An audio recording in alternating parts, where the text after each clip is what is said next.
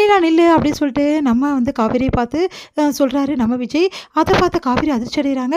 "நான் வெண்ணிலாவா? ஆமா நீ வெண்ணிலா தான். உண்மையிலேயே வெண்ணிலா என்ன மாரி இருப்பா? உன்ன மாரி தான் அழகா இருப்பா.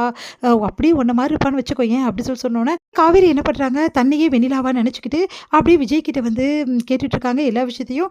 அப்போ "எங்க பார்த்தீங்க அவங்கள முதல்ல" அப்படி சொல்லிட்டு சொன்னோனே, இந்த மாரி வந்து அவள தாவணி பாவாடைல தான் பார்த்தேன். இதுவரைக்கும் தாவணி பாவாடை கட்டி எந்த பொண்ணையும் நான் பார்த்தது இல்ல.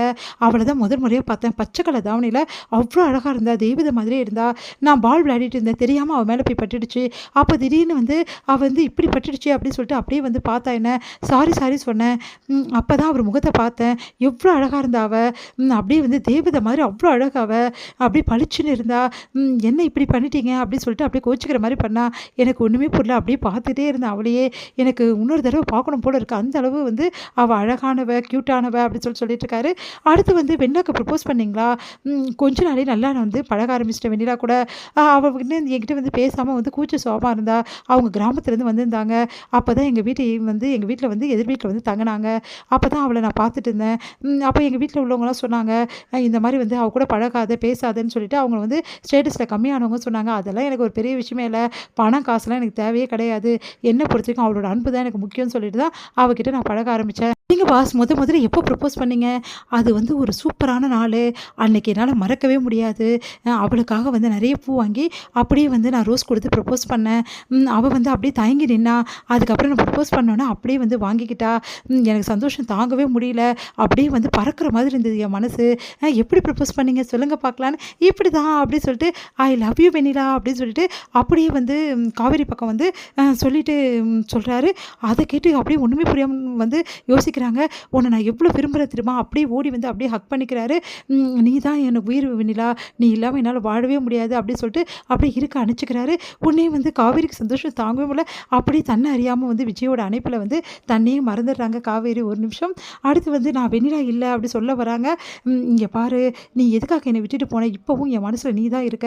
உன்னை பத்தி நினைவுகள் தான் இருக்கு. என்னதான் நீ என்னை விட்டுட்டு போனாலும் உன்னை நினைவுகளை என்னால வந்து மறக்கவே முடியாது, அழிக்கவும் முடியல. நான் என்ன பண்ணுறதுன்னு தெரியாம தான் ஒவ்வொரு நாளும் தவிச்சிட்டு இருக்கேன். இப்போ நான் இவ்வளோ குடிச்சிட்டு இருக்கேன்ல, இதுக்கும் காரணம் நீ தான் வெண்ணிலா" அப்படின்னு சொல்லிட்டு அப்படியே வந்து இன்னமும் வந்து கட்டி பிடிச்சுக்கிறாரு. உடனே காவேரி வந்து இந்த அளவு ஒரு பொண்ணை நேசிக்கிறாரே, எவ்வளோ பெரிய விஷயம், அவள் எவ்வளோ கொடுத்து வச்சிருக்கணும் அப்படின்னு சொல்லிட்டு, சரி ஓகே நீங்கள் கவலைப்படாதீங்க, எப்போவும் உங்களை நான் வெறுக்க மாட்டேன் அப்படின்னு சொல்லிட்டு காவேரி வந்து அப்படியே அவங்களும் வந்து அப்படியே வந்து ஹக் பண்ணிக்கிறாங்க. சரி வாங்க, நீங்கள் ரொம்ப குடிச்சிருக்கீங்க, வாங்க முதல்ல வந்து நம்ம பெட்ரூமுக்கு போகலாம் அப்படின்னு சொல்லிட்டு கூட்டின்னு போயிட்டு படுக்க வைக்க பார்க்குறாங்க. வெண்ணிலா ஒரு நிமிஷம் நில்லு அப்படின்னு சொல்லிட்டு கையை பிடிக்கிறாரு. ஒரு நிமிஷம் பயந்தே போயிடுறாங்க. அதுக்கப்புறம் குட் நைட் அப்படி சொல்லிட்டு தூங்குறாரு. உடனே காவேரி சிரிக்கிறாங்க. அடுத்து வந்து இங்கே என்ன பண்ணுறான்னா, நம்ம வந்து குமரன் என்ன பண்ணுறாரு, எப்படியாவது வந்து அவரை பார்த்தே தீரணும்னு சொல்லிட்டு ரொம்ப வெயிட் பண்ணிட்டு இருக்காரு. அவரை பார்க்கவே முடியல. ரொம்ப நேரம் வந்து காத்துட்ருக்காரு.